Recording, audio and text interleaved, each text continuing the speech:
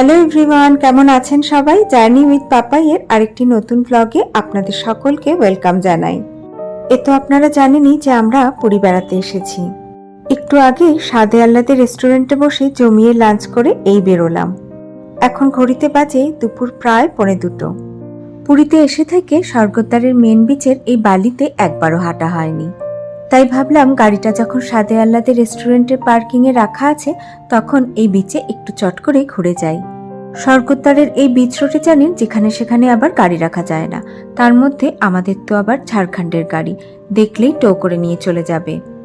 যাই হোক, চলুন, খুব বেশিক্ষণ সময় আমরা এখানে কাটাবো না। স্বর্গদ্বারের মেন বিচের একটু ভাইবস নিয়েই আমরা ফিরে যাব আমাদের পান্থনিবাসে।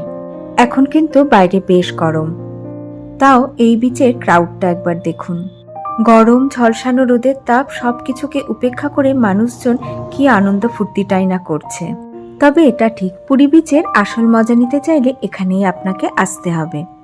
সেই ছোটবেলা থেকে এই জায়গার জনপ্রিয়তা, এই বিচের চার্ম যেরকম দেখে এসেছি এখনো ঠিক সেরকমই আছে। সেই যে কথায় বলে না, যতই করো ঘোরাঘুরি, বাঙালির দ্বিতীয় হোম আর ইমোশন হচ্ছে পুরী। পুরী নামের সাথে প্রত্যেকটা বাঙালির হৃদয়ের একটা যোগ আছে। কেন বলুন তো?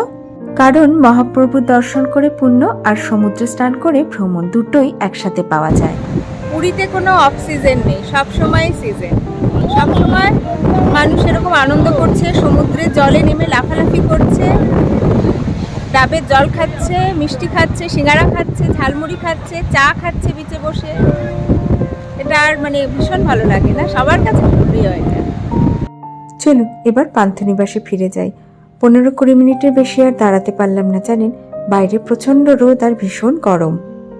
এখানে আপনাদের একটু বলে রাখি, এই স্বাদে আহ্লাদে রেস্টুরেন্টের ডান দিকেই, ওই যে লাল রঙের গাড়িটি দাঁড়িয়ে আছে, ওইটি হচ্ছে 16 আনা বাঙালি নামের রেস্টুরেন্ট। অথেন্টিক বাঙালি খাবার খেতে চাইলে আপনারা ওখানেও খেতে পারেন। ফেরার সময় একটু ঢুকলাম মনগিনিসে, কেক বা পেস্ট্রি কিছু একটা নিয়ে যাব। এই রোডের উপরে মনগিনিসেরও দোকান আছে, আবার মিয়ামোরেরও দোকান আছে। আজকে তো হাজবেন্ডের বার্থডে, তাই ভাবলাম কেকের দোকান যখন রয়েছে তখন কিছু একটা নিয়ে যাই। তবে কেক আর নিলাম না, দুটো ফ্লেভারের পেস্ট্রি নিয়ে নিয়েছি। চলো এবার গাড়িতে উঠি। পুরী মেন বিচ থেকে পান্থনিবাস হোটেলটি কিন্তু অনেকটাই দূর। অটো কিংবা টোটো করে আসা যাওয়া করতে চাইলে 150-200 টাকার নিচে তো টোটো অটো ভাড়া হবেই না। আপনারা যদি আমাদের মতো গাড়ি নিয়ে পুরী আসেন, তাহলে পুরীর স্বর্গদ্বার বিচ থেকে যদি ব্লু ফ্ল্যাগ বিচে ঘুরতে আসতে চান তাহলে অনায়াসেই আসতে পারেন, কারণ এই ব্লু ফ্ল্যাগ বিচে বিশাল বড় পার্কিং এর ব্যবস্থা রয়েছে। এই যে অলরেডি আমরা চলে এসেছি পান্থনিবাস হোটেলের গলিতে। সামনেই দেখুন জমিদারি প্যালেস হোটেলটি দেখা যাচ্ছে। পান্থনিবাস হোটেলের পার্কিং এরিয়াটি আপনাদের এখনো দেখানো হয়নি। চলুন এখনই আপনাদের দেখিয়ে দিই, গাড়িটা তো আমাদের রাখতেই হবে। হোটেলের সাথে লাগোয়া পিছন দিকেই হচ্ছে এনাদের গাড়ি রাখার বিশাল বড় পার্কিং এর জায়গা। এনাদের এই পার্কিং এর জায়গাটি অনেকটাই বড় আর বেশ পরিষ্কার পরিচ্ছন্ন। সামনেই যে গেটটি দেখছেন, রাস্তা দিয়ে এই গেট থেকেই আমরা ভেতরে ঢুকলাম। গেস্টদের সমস্ত গাড়ি পাহারা দেওয়ার জন্য একজন গার্ডও কিন্তু এনাদের রয়েছে। পার্কিং এরিয়া থেকে হোটেলে ঢোকার জন্য আপনাকে কিন্তু রাস্তা দিয়ে ঘুরে যেতে হবে না, ভিতর দিয়েই এরকম একটা রাস্তা রয়েছে। জমজমাট সমুদ্র সৈকত থেকে আবার আমরা চলে এসেছি নির্জন নিরিবিলি সবুজে ঘেরা সমুদ্র সৈকতে। দুপুরবেলা এখন আর সেরকম কিছু করার নেই, এমনিতেই ভুরিভোজ করে দুজনেরই একটু ঘুম ঘুম পাচ্ছে। বিকেলের দিকে দেখি প্রথমে ব্লু ফ্ল্যাগ বিচে যাব, তারপরে ক্যাফে কুকিজে যাওয়ার একটু ইচ্ছা আছে। এখন বিকেল 6টা মতো বাজে। নন এসি রুমের সামনেই যে লম্বা টানা বারান্দা ছিল, সেখানেই দুটো চেয়ার নিয়ে দুজনে মিলে রেডি হয়ে এখন বসে আছি। বাইরে এখন প্রচন্ড জোরে বৃষ্টি পড়ছে। ঠিক বিকেল 5টা নাগাদ ওয়েদারটা সাডেনলি এরকম চেঞ্জ হয়ে গেল, জানেন। ভেবেছিলাম বিকালবেলা একটু ক্যাফে কুকিজে যাব, কিন্তু যা ওয়েদার, মনে হয় না আর সেখানে যাওয়া হবে। বাইরে এখন শো শো শব্দে সাংঘাতিক জোরে হাওয়া বইছে, তার সাথে উত্তাল সমুদ্রের সাংঘাতিক গর্জন। বিশাল বড় বড় ঢেউ এসে আছড়ে পড়ছে বিচের উপরে। দূরের নারকেল গাছগুলিকে দেখলে আপনারা বুঝতে পারবেন কি সাংঘাতিক জোরে হাওয়া বইছে। এর আগে কখনো পুরীতে এসে আমরা এরকম ওয়েদার পাইনি, এই প্রথমবার। তবে এটা ঠিক, এরকম বৃষ্টির জন্যই আমরা আজকে সমুদ্রের এক ভয়ঙ্কর রূপ দেখতে পেলাম। পান্থনিবাসের নন এসি রুমের সামনে লম্বা টানা এই করিডোরটি কিন্তু বেশ সুন্দর। প্রায় 1 ঘন্টার মতো এখানে বসেই আমরা সমুদ্র সৈকতের এই বৃষ্টিস্নাত সন্ধ্যেটাকে এনজয় করলাম। এনজয় করার সাথে সাথে অপেক্ষাও করছিলাম, যদি একটু বৃষ্টি ধরে তাহলে বেরোবো। এখন 7টা মতো বাজে, ঝিরঝির করে বৃষ্টি পড়েই যাচ্ছে, তাও একটু ছাতা নিয়ে বেরোলাম। প্রথমে গেছিলাম ব্লু ফ্ল্যাগ বিচে যাব বলে গেটের কাছে, কিন্তু গার্ড দাদাকে অনেক ডাকাডাকি করেও কোনো পাত্তা পেলাম না। আসলে পান্থনিবাস থেকে যে গেট দিয়ে ব্লু ফ্ল্যাগ বিচে যাওয়া যায় সেই গেটটি লক করা ছিল, আর বৃষ্টির জন্য যিনি গার্ড তিনি হয়তো গেট লক করে দিয়ে কোথাও বসেছিলেন। এখানে বিচে যাওয়ার জন্য এটা কিন্তু একটা বড় সমস্যা। গেটটা যদি কোনো কারণে বন্ধ থাকে আর যিনি গার্ড উনি যদি ওই জায়গায় না থাকেন, তাহলে আপনি টিকিট কেটেও বিচে যেতে পারবেন না। যাই হোক, আমরা পান্থনিবাস থেকে বেরিয়ে সোজা রাস্তা ধরে হাঁটতে হাঁটতে চারিপাশটা একটু দেখছিলাম, আর এখানে কি কি হোটেল রয়েছে সেটা একটু লক্ষ্য করছিলাম। পান্থনিবাসের রিসেপশন থেকে আমরা ইনফরমেশন পেলাম যে এই রাস্তা বরাবর আরও একটি নাকি বিচ আছে, নীলাদ্রি বিচ।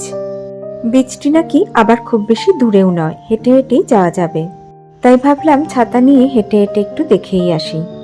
সকালবেলা আমি আপনাদের বলছিলাম না যে মেফেয়ার হোটেলটি এই সোজা রাস্তার উপরে, এই যে সামনেই দেখা যাচ্ছে হোটেল মেফেয়ার ওয়েবস।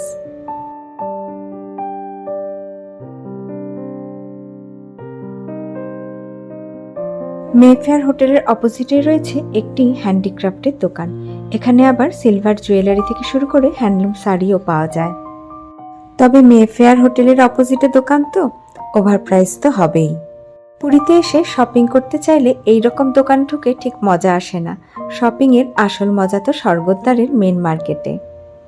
তাই আমরাও আর শপের ভেতরে ঢোকার সাহস পাইনি। দোকানটি এক ঝলক দেখেই ইউটার্ন নিয়েছিলাম।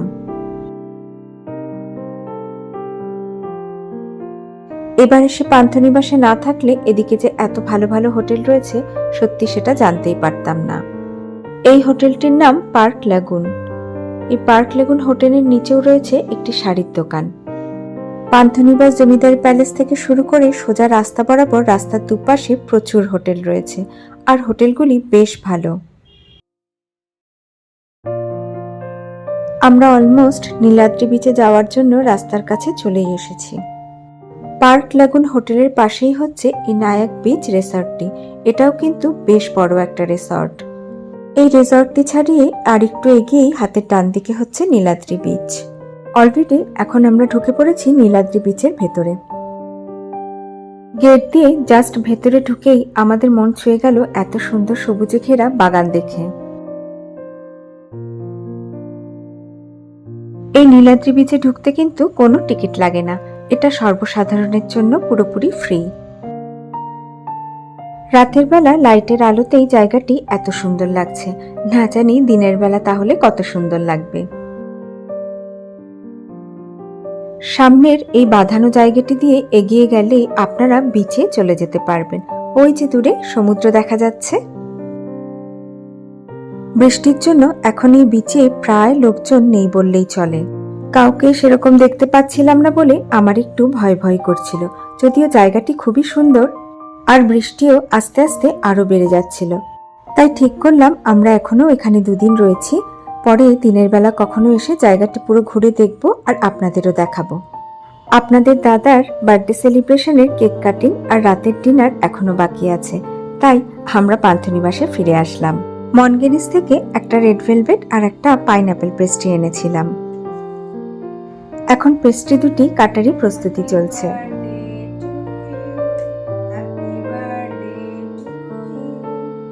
আমি বাড়ি থেকেই একটা নাইফ আর ক্যান্ডেল নিয়ে এসেছিলাম। যেটা আনতে ভুলে গেছিলাম সেটা হচ্ছে দেশলাই। যাই হোক, উইদাউট ক্যান্ডেল ব্লো করে শুধুমাত্র 2টো পেস্ট্রি কাটিং করে আমরা বার্থডে সেলিব্রেট করলাম। পেস্ট্রি দুটো খেতে খুবই ভালো ছিল। দুজনেই একটু মিস করছিলাম জন্মদিনের পায়েসকে। বিকালবেলা যখন করিডোরে বসেছিলাম তখন পান্থনিবাসেরই একজনকে বলেছিলাম মন্দির থেকে একটু ছানার পায়েস জগন্নাথ দেবের মহাপ্রসাদ এনে দিতে।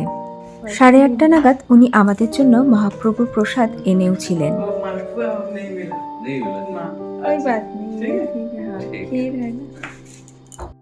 কিন্তু বক্স খুলে পরে দেখলাম এটা ছানার পায়েস ছিল না, ছিল রাবড়ি। এর আগে যতবার ভিক্টোরিয়াতে থেকেছি ততবার মহাপ্রভুর প্রসাদ মালপোয়া আর মাটির মালসায় ছানার পায়েস খেয়েছি। তাই এই রাবড়িটি যে সত্যিই মহাপ্রভুর প্রসাদ তার সত্যতা সত্যিই আমাদের জানা নেই। যাই হোক, জীবনে চলার পথে এরকম অনেক অভিজ্ঞতার মধ্যে দিয়েই যেতে হয়। এখন ঘড়িতে সময় প্রায় 9:15 আর আমরা দুজনেই চলে এসেছি রেস্টুরেন্টে ডিনারের জন্য। আজকে বার্থডে স্পেশাল ডিনারে ঠিক করলাম একটু চাইনিজ খাবো, তাই অর্ডার করা হলো চিলি প্রন আর ভেজ হাক্কা নুডলস।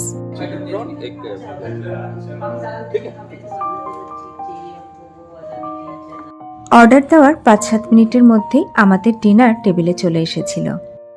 এখন যেহেতু ডিনার টাইম 9:30 মতো বাজে, তাই পান্থনিবাসের রেস্টুরেন্টে এখন বেশ ভিড় আছে। 1 প্লেট চিলি প্রনে এনারা 6টা চিংড়ি মাছ সার্ভ করেছিলেন। কিন্তু বিশ্বাস করুন, এই চিলি প্রন আর হাক্কা নুডলস দুটোরই স্বাদ ছিল ভীষণ ভালো। চিলি প্রনের চিংড়ি মাছটা ছিল একদম ফ্রেশ। আপনারা এখানে এসে থাকলে এনাদের চাইনিজ আইটেমগুলি অবশ্যই ট্রাই করে দেখবেন। এনাদের এই রেস্টুরেন্টের টাইম টেবিলটা আপনাদের একবার দেখিয়ে দিই। এখানে খাবারের দাম হিসাবে কোয়ালিটি এবং কোয়ান্টিটি দুটোই কিন্তু বেশ ভালো, অন্তত আমাদের ভালোই লেগেছে। লাঞ্চে খুব বেশি বাঙালি প্রিপারেশন মেনু কার্ডে না থাকলেও চাইনিজ আইটেমগুলি আপনারা এখানে অবশ্যই ট্রাই করে দেখতে পারেন। ডিনার সেরে আমরা দুজনেই এইমাত্র বেরোলাম। ঘড়িতে এখন সময় রাত 10টা। ভেবেছিলাম একটু হালকা ফুলকা ওয়াকিং করে তারপরে রুমে ফিরে যাব, কিন্তু বাধা দিল সেই বৃষ্টি। এখনো ঝিরঝির করে অল্প অল্প বৃষ্টি পড়েই যাচ্ছে। রাত্রিবেলা লাইট জ্বালানোর পরে পান্থনিবাসকে দেখতে আরো বেশি সুন্দর লাগে, বিশেষ করে বিচে যাওয়ার জন্য এই রাস্তাটি। যাই হোক, চলুন আমরা একটু এখানে এখন হাঁটাহাঁটি করি, আর আগামীকাল আপনাদের নিয়ে যাব চিল্কা লেকে। ভিডিওটি তাহলে এখানেই শেষ করছি। যদি ব্লগটি আপনাদের ভালো লেগে থাকে তাহলে লাইক, কমেন্ট আর সাবস্ক্রাইব করার অনুরোধ রইল। সবাই খুব ভালো থাকবেন, সুস্থ থাকবেন আর আনন্দে থাকবেন। দেখা হবে খুব শিগগিরই আমার নেক্সট আরেকটি ব্লগে।